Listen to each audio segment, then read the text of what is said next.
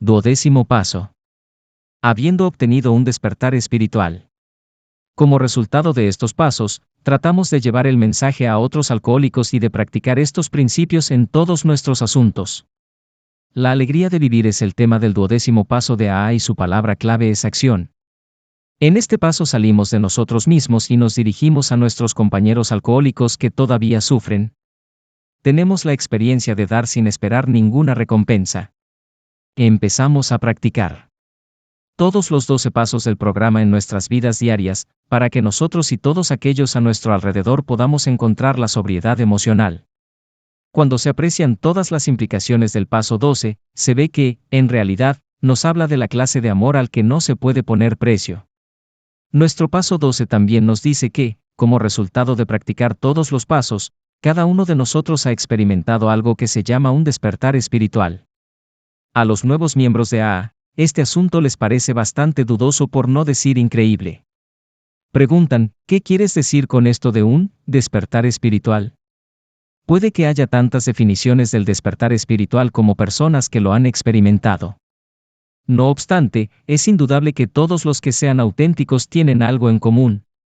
Y lo que tienen en común no es muy difícil de entender. Para un hombre o mujer que ha experimentado un despertar espiritual, el significado más importante que tiene es que ahora puede hacer, sentir y creer aquello que antes, con sus propios recursos y sin ayuda, no podía hacer. Se le ha concedido un don que le produce un nuevo estado de conciencia y una nueva forma de ser. Se encuentra en un camino que le indica que le llevará a un destino seguro, que la vida no es un callejón sin salida, ni algo que habrá de soportar o dominar. Ha sido realmente transformado, porque se ha aferrado a una fuente de fortaleza de la que antes, de una u otra forma, se había privado. Se da cuenta de que ha adquirido un grado de honradez, tolerancia, generosidad, paz de espíritu y amor que antes le parecía inalcanzable. Lo que ha recibido, se le ha dado gratis, sin embargo, por lo general, se ha preparado, al menos en parte, para recibirlo. En AA, la forma de prepararse para recibir este don radica en la práctica de los 12 pasos de nuestro programa. Por lo tanto, vamos a considerar brevemente lo que hemos estado intentando hacer hasta este punto. El primer paso nos enseñó una paradoja asombrosa, descubrimos que éramos totalmente incapaces de librarnos de la obsesión alcohólica mientras no admitiéramos que éramos impotentes ante el alcohol.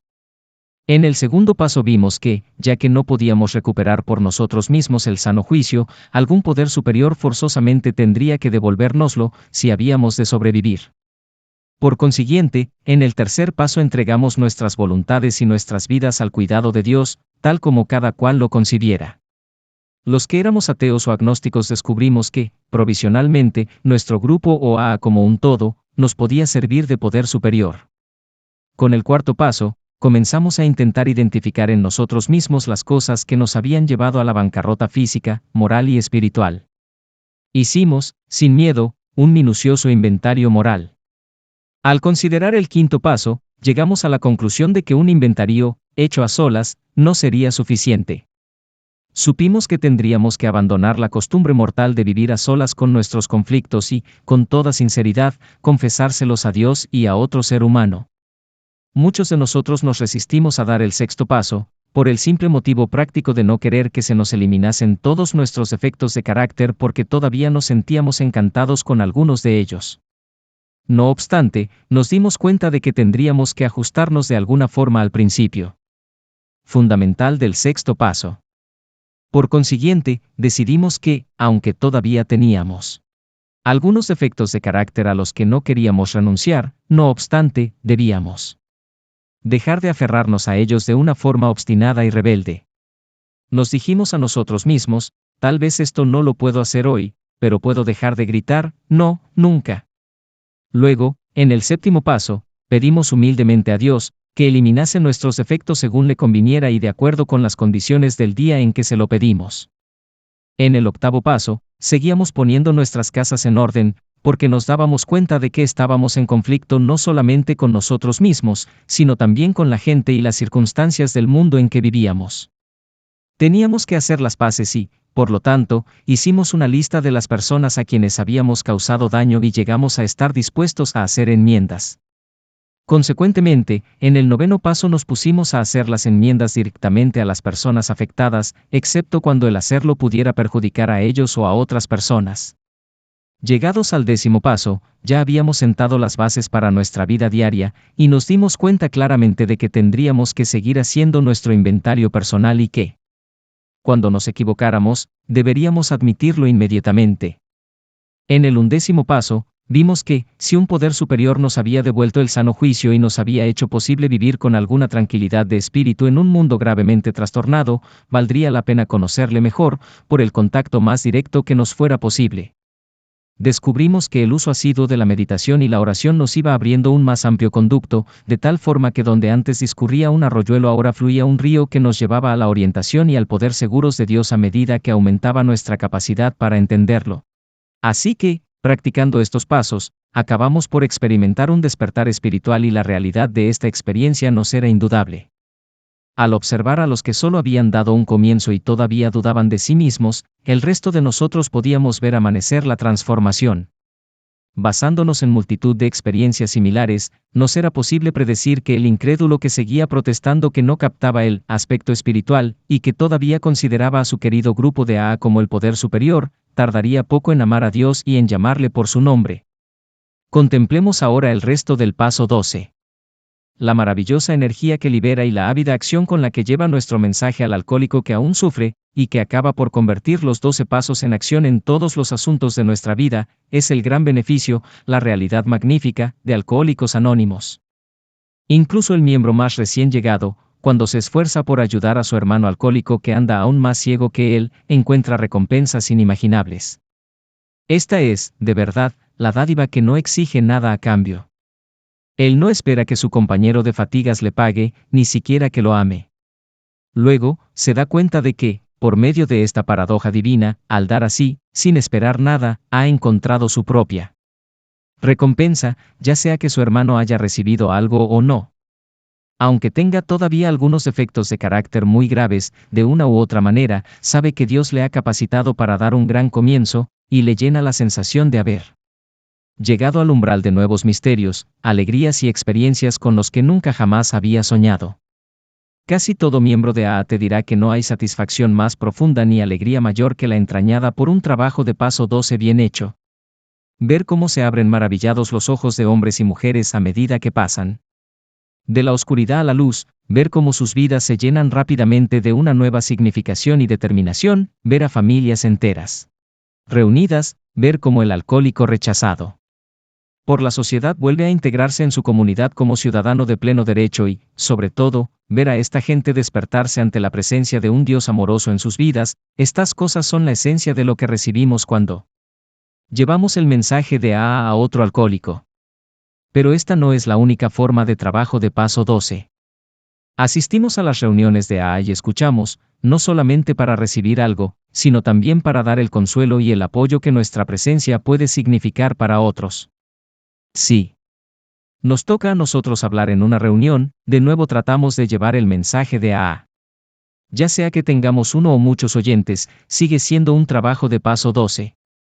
Incluso para aquellos de nosotros que nos sentimos incapaces de hablar en las reuniones o que nos encontramos en lugares donde no podemos hacer personal e individualmente mucho trabajo de paso 12, hay numerosas oportunidades.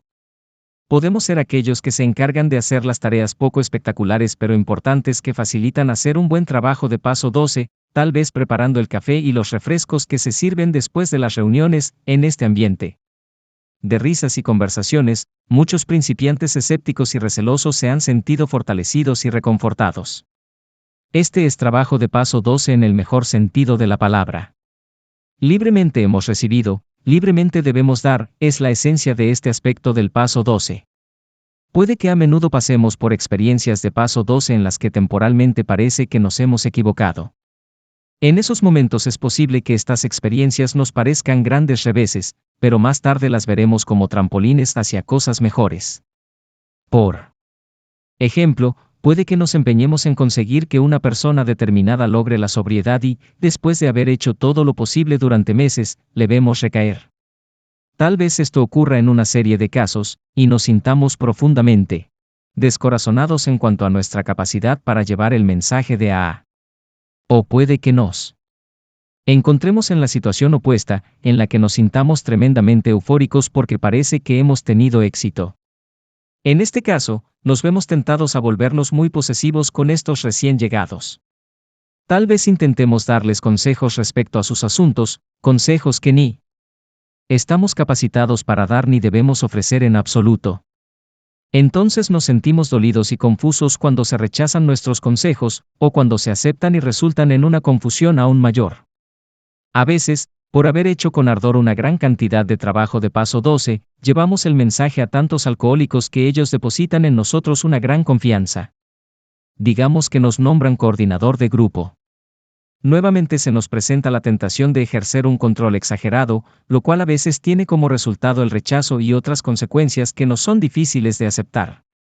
Pero a la larga nos damos cuenta claramente de que estos son únicamente los dolores de crecimiento, y que solo nos traerán beneficios si recurrimos cada vez más a todos los 12 pasos para encontrar respuestas. Ahora vamos a considerar la cuestión más importante: ¿cómo practicar estos principios en todos nuestros asuntos? ¿Podemos amar en su totalidad esta forma de vivir con el mismo fervor con el que amamos esa pequeña parte que descubrimos al tratar de ayudar a otros alcohólicos a lograr la sobriedad? ¿Podemos llevar a nuestras desordenadas vidas familiares el mismo espíritu de amor y tolerancia que llevamos a nuestro grupo de AA? ¿Podemos tener en estas personas, contagiadas y a veces desquiciadas por nuestra enfermedad, la misma confianza y fe que tenemos en nuestros padrinos? ¿Podemos realmente llevar el espíritu de AA a nuestro trabajo diario? ¿Podemos cumplir con nuestras recién reconocidas responsabilidades ante el mundo en general? ¿Y podemos dedicarnos a la religión que hemos escogido con una nueva resolución y devoción? ¿Podemos encontrar una nueva alegría de vivir al tratar de hacer algo respecto a todas estas cosas? Además, ¿cómo vamos a enfrentarnos con los aparentes fracasos o éxitos? ¿Podemos ahora aceptar y ajustarnos a cualquiera de ellos sin desesperación ni arrogancia? ¿Podemos aceptar la pobreza, la enfermedad, la soledad y la aflicción con valor y serenidad? ¿Podemos contentarnos, sin vacilar, con las satisfacciones más humildes, pero a veces más duraderas, cuando nos vemos privados de los logros más brillantes y espectaculares? La respuesta de A todas estas preguntas acerca de la vida es: sí, todas estas cosas son posibles. Esto lo sabemos porque hemos visto a aquellos que insisten en practicar los 12 pasos de A convertir la monotonía, el dolor, e incluso la calamidad en algo que les sirve. Y si estas son las realidades de la vida para los muchos alcohólicos que se han recuperado en AA, pueden llegar a ser las realidades de la vida para muchos más. Claro está que incluso los AA más dedicados rara vez alcanzan semejantes logros. Aunque no lleguemos a tomarnos ese primer trago, a menudo nos apartamos del camino. A veces nuestros problemas tienen su origen en la indiferencia. Nos encontramos sobrios y contentos con nuestro trabajo de AA. Las cosas van bien en casa y en la oficina. Naturalmente, nos felicitamos por lo que, más tarde, resulta ser un punto de vista demasiado fácil y superficial. Dejamos temporalmente de desarrollarnos porque nos sentimos convencidos de que, para nosotros, no hay necesidad de practicar todos los 12 pasos de AA. Nos va bien con solo practicar unos cuantos. Tal vez nos va bien con solo 2, el primer paso y la parte de llevar el mensaje del 12º paso. En la jerga, este estado eufórico se conoce por el nombre de paso doble, y puede continuar durante años. Incluso los que tenemos las mejores intenciones podemos caer en la trampa del paso doble. Tarde o temprano, se nos pasa esta fase de nube rosada, y la vida empieza a parecernos aburrida y nos sentirnos decepcionados. Empezamos a pensar que, en realidad, AA no sirve para tanto. Empezamos a sentirnos perplejos y descorazonados. Quizás entonces la vida, como suele suceder, de repente nos da un plato que no podemos tragar, ni mucho menos digerir. A pesar de nuestros esfuerzos, no conseguimos ese ascenso tan deseado. Perdemos un buen empleo.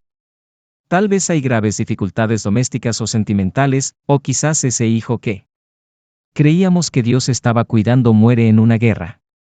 ¿Cómo respondemos entonces?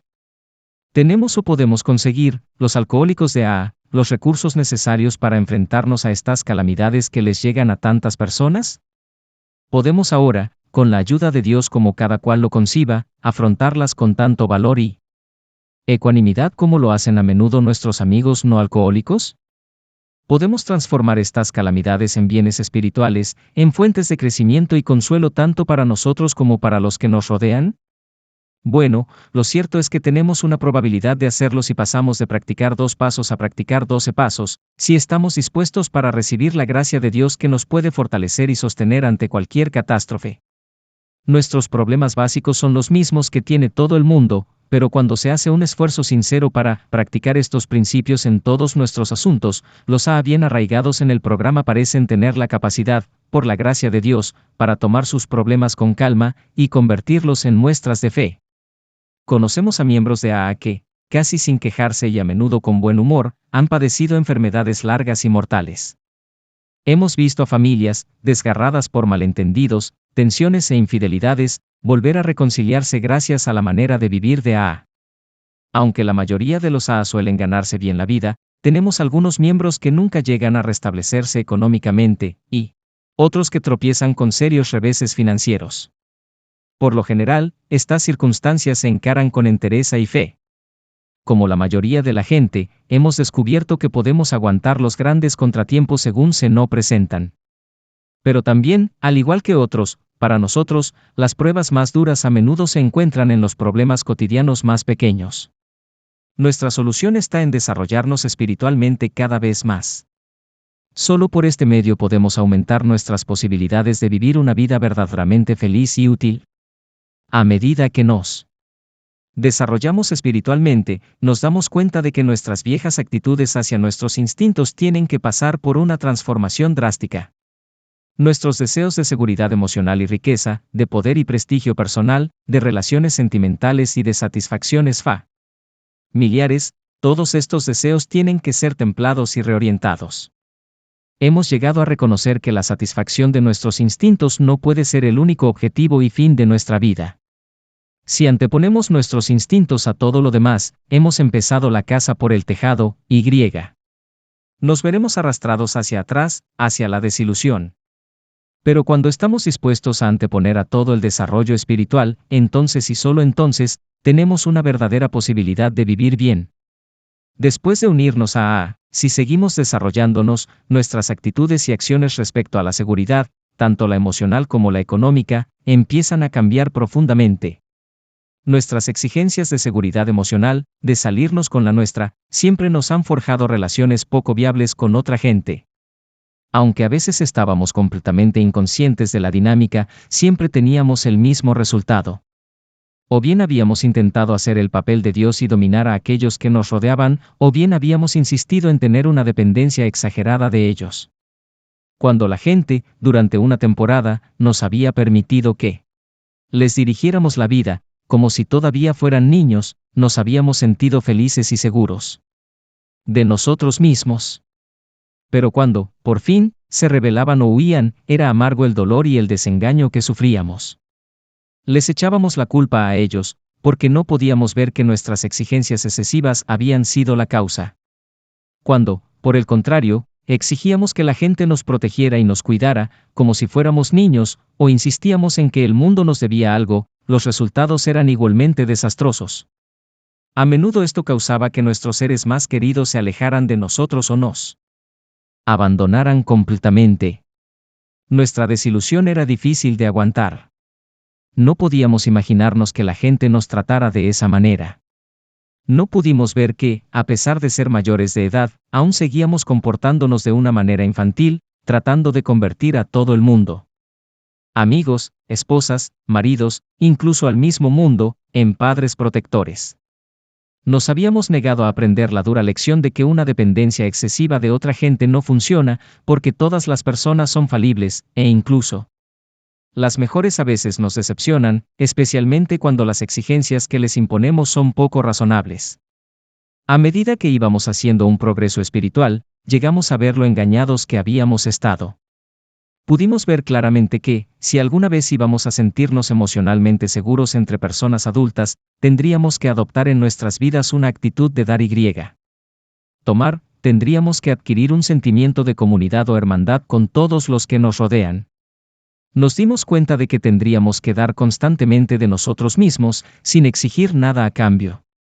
Cuando persistíamos en hacer esto, poco a poco empezábamos a notar que atraíamos a la gente como nunca. E incluso si nos decepcionaban, podíamos ser comprensivos y no sentirnos seriamente afectados. Al desarrollarnos aún más, descubrimos que la mejor fuente posible de estabilidad emocional era el mismo Dios. Vimos que la dependencia de su perfecta justicia, perdón y amor era saludable, y que funcionaría cuando todo lo demás nos fallara. Si realmente dependíamos de Dios, no nos sería posible hacer el papel de Dios con nuestros compañeros, ni sentiríamos el deseo urgente de depender totalmente de la protección y cuidado humanos. Estas eran las nuevas actitudes que acabaron dándonos una fortaleza y una paz internas. Que ni los fallos de los demás ni cualquier calamidad ajena a nuestra responsabilidad podrían hacer tambalear. Llegamos a darnos cuenta de que esta nueva actitud era algo especialmente necesario para nosotros los alcohólicos. Porque el alcoholismo nos había creado una existencia muy solitaria, aunque hubiéramos estado rodeados de gente que nos quería. Pero cuando la obstinación había alejado a todo el mundo y nuestro aislamiento llegó a ser total, acabamos haciendo el papel de personajes en cantinas baratas para luego salir solos a la calle a depender de la caridad de los transeúntes. Todavía intentábamos encontrar la seguridad emocional dominando a los demás. O dependiendo de ellos. E incluso los que, a pesar de no haber caído tan bajo, nos encontrábamos solos en el mundo, seguíamos intentando en vano lograr la seguridad por medio de una forma malsana de dominación o dependencia. Para los que éramos así, Alcohólicos Anónimos tenía un significado muy especial. Mediante empezamos a aprender a relacionarnos apropiadamente con la gente que nos comprende, ya no tenemos que estar solos. La mayoría de las personas casadas que están en tienen hogares felices. Hasta un grado sorprendente, ha compensado los deterioros de la vida familiar ocasionados por años de alcoholismo. Pero al igual que otras sociedades, tenemos problemas sexuales y matrimoniales, a veces son angustiosamente graves. No obstante, rara vez vemos rupturas o separaciones matrimoniales permanentes en Nuestro principal problema no está en cómo seguir casados, sino en cómo llevar una vida conyugal más feliz, eliminando los graves trastornos emocionales que a menudo se derivan del alcoholismo. Casi todo ser humano, en algún momento de su vida, experimenta un deseo apremiante de encontrar una pareja con quien unirse de la manera más plena posible, espiritual, mental, emocional y físicamente. Este poderoso impulso es la raíz de grandes logros humanos, una energía creativa que tiene una influencia profunda en nuestra vida. Dios nos hizo así. Entonces, nuestra pregunta es la siguiente: ¿cómo, por ignorancia, obsesión y obstinación, llegamos a abusar de este don para nuestra propia destrucción? Los no podemos pretender ofrecer respuestas definitivas a estas preguntas eternas, pero nuestra propia experiencia nos sugiere ciertas respuestas que funcionan para nosotros. A causa del alcoholismo, se pueden producir situaciones anormales que perjudican la convivencia y la unión de un matrimonio. Si el marido es alcohólico, la mujer tiene que convertirse en cabeza y, a menudo, en sostén de la familia. A medida que se van empeorando las circunstancias, el marido se convierte en un niño enfermo e irresponsable al que hay que cuidar y rescatar de un sinfín de líos y apuros. Poco a poco, y normalmente sin que se dé cuenta, la mujer se ve forzada a hacer el papel de madre de un niño travieso. Y si, para empezar, tiene un fuerte instinto maternal, la situación se agrava. Claro está que, bajo estas condiciones, difícilmente puede existir una relación de igual a igual. La mujer, generalmente, sigue haciendo las cosas con su mejor voluntad, pero el alcohólico, mientras tanto, va oscilando entre el amor y el odio a sus atenciones maternales. Así se establece una rutina que más tarde puede ser difícil de romper. No obstante, bajo la influencia de los 12 pasos de a menudo se pueden corregir estas situaciones. No obstante, cuando las relaciones han sido grandemente alteradas, puede ser necesario un largo periodo de pacientes esfuerzos. Después de que el marido se haya unido a puede que la mujer se vuelva descontenta, e incluso que se sienta resentida de que Alcohólicos Anónimos haya logrado hacer aquello que ella no pudo hacer con tantos años de dedicación. Es posible que su marido llegue a estar tan absorto en y con sus nuevos amigos que se comporte de una manera poco considerada y pase más tiempo fuera de casa que cuando bebía. Al ver lo infeliz que ella está, le recomienda la práctica de los 12 pasos de e intenta enseñarle cómo vivir. Naturalmente, ella cree que durante muchos años se las ha arreglado mucho mejor que él para vivir. Cada uno le echa la culpa al otro y se preguntan si volverán a tener algún día un matrimonio feliz. Puede que incluso empiecen a sospechar que nunca lo hubiera sido. Claro está que se pueden haber minado tan profundamente las bases para llevar una vida compatible que sea necesaria una separación. Pero esto ocurre con poca frecuencia. El alcohólico, al darse cuenta de todo lo que su mujer ha tenido que aguantar, y de todo el daño que él ha hecho a ella y a sus hijos, casi siempre asume sus responsabilidades matrimoniales bien, dispuesto a reparar lo que pueda y aceptar aquello que no pueda corregir. Asiduamente sigue intentando practicar en su hogar todos los 12 pasos de a menudo con buenos resultados. Llegado a este punto empieza, con firmeza, pero cariñosamente, a comportarse como un marido y no como un niño travieso. Y, sobre todo, por fin se convence de que el enredarse en aventuras amorosas no es una forma de vivir para él.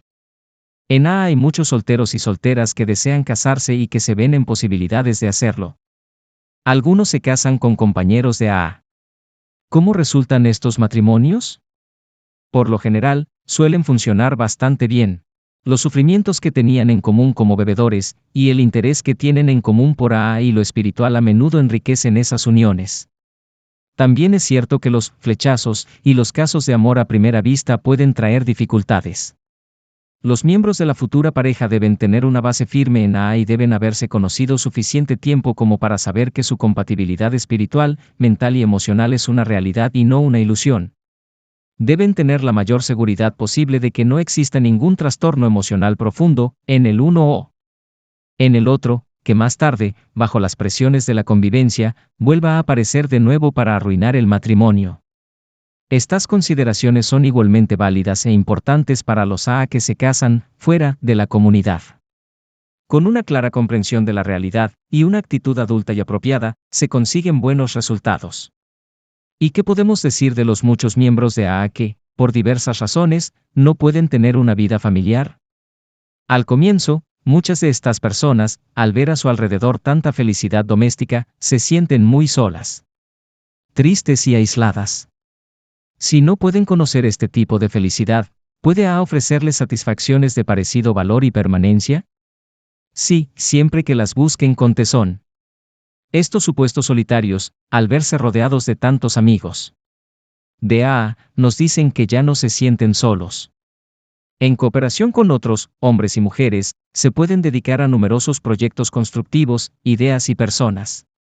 Por no tener responsabilidades matrimoniales, pueden participar en actividades que los hombres y mujeres de familia no pueden permitirse. Cada día vemos a tales personas prestar servicios prodigiosos y recibir grandes alegrías a cambio. En lo relacionado con el dinero y las cosas materiales, experimentamos el mismo cambio revolucionario de perspectiva. Con pocas excepciones, todos habíamos sido derrochadores, íbamos despilfarrando el dinero por todas partes con la intención de complacernos y de impresionar a los demás. En nuestros días de bebedores, nos comportábamos como si tuviéramos fondos inagotables, pero entre borrachera y borrachera, a veces íbamos al otro extremo y nos convertíamos en tacaños. Sin darnos cuenta, estábamos acumulando fondos para la próxima borrachera. El dinero era el símbolo del placer y de la presunción. Cuando nuestra forma de beber se empeoró aún más, el dinero no era sino una apremiante necesidad que nos podía comprar el próximo trago y el alivio pasajero del olvido que éste nos traía. Al ingresar en AA, nuestra actitud cambió bruscamente, y a menudo fuimos a parar al otro extremo. Nos entraba el pánico al contemplar el espectáculo de años de despilfarro. Creíamos que no habría tiempo suficiente para restablecer nuestra maltrecha economía, cómo íbamos a pagar esas tremendas deudas, comprarnos una casa decente, educar a nuestros hijos y ahorrar algún dinero para la vejez. Nuestro objetivo principal ya no era dar la impresión de nadar en dinero, ahora exigíamos la seguridad material. Incluso cuando nuestros negocios se habían restablecido, estos temores espantosos seguían atormentándonos. Esto volvió a convertirnos en avaros y tacaños. Era imprescindible que tuviéramos una total seguridad económica. Nos olvidamos de que la mayoría de los alcohólicos en AA tienen un potencial de ingresos mucho más alto que el promedio, nos olvidamos de la inmensa buena voluntad de nuestros hermanos de AA que estaban muy deseosos de ayudarnos a conseguir mejores trabajos cuando los mereciéramos, nos olvidamos de la inseguridad económica, real o posible, de todos los seres humanos del mundo. Y, lo peor de todo, nos olvidamos de Dios. En los asuntos de dinero, solo teníamos fe en nosotros mismos e incluso esta era una fe muy pobre. Todo esto significaba que aún estábamos bastante desequilibrados. Mientras un trabajo nos siguiera pareciendo una mera forma de conseguir dinero y no una oportunidad de servir. Mientras la adquisición de dinero para disfrutar de una independencia económica nos pareciera más importante que la justa dependencia de Dios, íbamos a seguir siendo víctimas de temores irracionales. Y estos temores nos harían imposible llevar una vida serena y útil, fueran cuales fueran nuestras circunstancias económicas. Pero con el paso del tiempo, descubrimos que, con la ayuda de los 12 pasos de AA, podíamos librarnos de estos temores, sin importar cuáles fueran nuestras perspectivas económicas. Podíamos realizar alegremente tareas humildes, sin preocuparnos por el mañana. Sí, por suerte, nuestras circunstancias eran buenas, ya no vivíamos temiendo los reveses, porque habíamos llegado a saber que tales dificultades podrían ser transformadas en bienes espirituales. Lo que más nos importaba no era nuestra condición material, sino nuestra condición espiritual. Poco a poco el dinero pasó de ser nuestro dueño a ser nuestro servidor. Llegó a convertirse en un medio para intercambiar amor y servicio con aquellos que nos rodeaban. Cuando, con la ayuda de Dios, aceptamos serenamente nuestra suerte, nos dimos cuenta de que podíamos vivir en paz con nosotros mismos y enseñar a otros que aún sufrían los mismos temores que ellos también podían superarlos. Llegamos a entender que liberarnos del temor era más importante que liberarnos de las inquietudes económicas. Detengámonos aquí un momento a considerar la mejora en nuestra actitud hacia los problemas de la importancia personal, el poder, la ambición y el liderazgo. Estos eran los escollos en los que muchos de nosotros naufragamos en nuestras carreras de bebedores. Casi todo muchacho sueña con llegar a ser presidente del país. Quiere ser el número 1 de la nación. Al hacerse mayor y ver la imposibilidad de realizarlo, puede sonreírse con buen humor recordando el sueño de su infancia. En años posteriores, descubre que la verdadera felicidad no se encuentra en intentar ser el número 1, ni ser uno de los primeros. En la lucha desgarradora por el dinero, el sexo o el prestigio. Llega a saber que puede estar contento mientras juegue bien las cartas que la vida le ha repartido. Sigue siendo ambicioso, pero no de una manera absurda, porque ahora puede ver y aceptar la realidad de la vida. Está dispuesto a mantenerse en su justa proporción. Pero no sucede así con los alcohólicos. Cuando AA tenía pocos años de existencia, algunos psicólogos y doctores eminentes llevaron a cabo una investigación exhaustiva de un gran número de los llamados bebedores problema. Los médicos no intentaban determinar lo diferentes que éramos unos de otros, trataban de identificar los rasgos de personalidad, si los hubiere, que este grupo de alcohólicos tenía en común. Llegaron a una conclusión que dejaba estupefactos a los miembros de AA de aquel entonces. Estos hombres distinguidos tuvieron la osadía de decir que la mayoría de los alcohólicos que habían examinado eran infantiles, hipersensibles emocionalmente y tenían delirios de grandeza. Qué resentidos estábamos ante este veredicto. Nos negábamos a creer que nuestros sueños adultos eran a menudo verdaderamente infantiles. Y, al tener en cuenta la mala suerte que nos había tocado en la vida, nos parecía muy natural que fuéramos muy sensibles. En cuanto a nuestros delirios de grandeza, insistíamos en que solo albergábamos una elevada y legítima ambición de ganar la batalla de la vida. No obstante, desde aquel entonces, la mayoría de nosotros hemos llegado a estar de acuerdo con aquellos doctores. Nos hemos parado a mirarnos más detenidamente a nosotros y a aquellos que nos rodean. Hemos visto que los temores e inquietudes irracionales eran los que nos impulsaron a dar importancia primordial en la vida al asunto de ganar la fama, el dinero y lo que para nosotros era el liderazgo. Así que el falso orgullo se convirtió en la otra cara de la ruinosa moneda, temor. Teníamos que ser el número 1 para ocultar nuestro profundo sentimiento de inferioridad. Al tener algún que otro éxito, alardeábamos de mayores hazañas futuras. Al sufrir alguna derrota, nos sentíamos amargados. Si teníamos poco éxito mundano, nos deprimíamos y nos acobardábamos. Entonces la gente decía que éramos seres inferiores. Pero ahora nos vemos como astillas de un mismo palo. En el fondo, habíamos sido exageradamente temerosos. Daba lo mismo que nos hubiéramos sentado a las orillas de la vida, bebiendo hasta sumirnos en el olvido, o que nos hubiéramos lanzado imprudente y obstinadamente a unas aguas agitadas casi sin saber nadar. El resultado fue el mismo, todos nosotros por poco nos ahogamos en un mar de alcohol.